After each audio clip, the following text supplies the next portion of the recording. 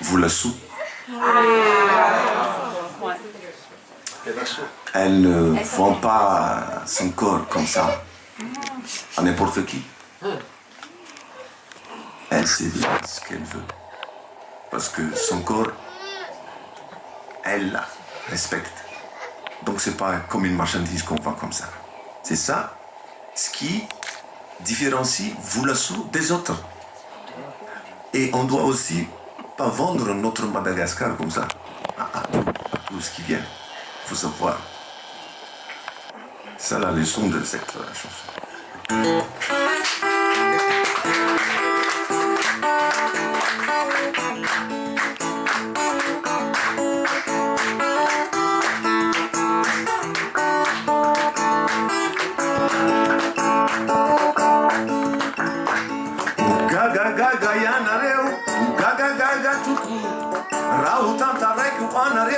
Tarani Voulassou kanefa aza to manafitohina famba tantarany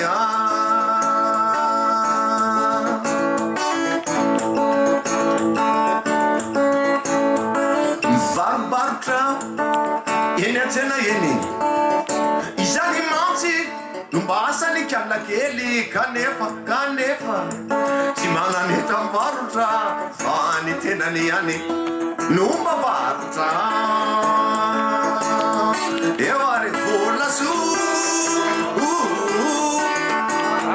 Voulassou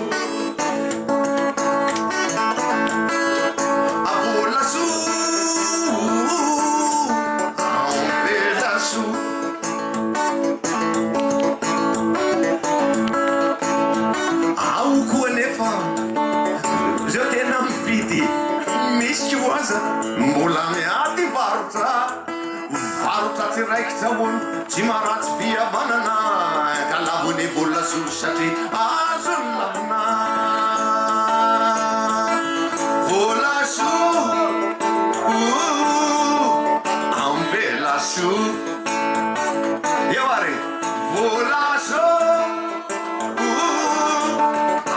Voulassou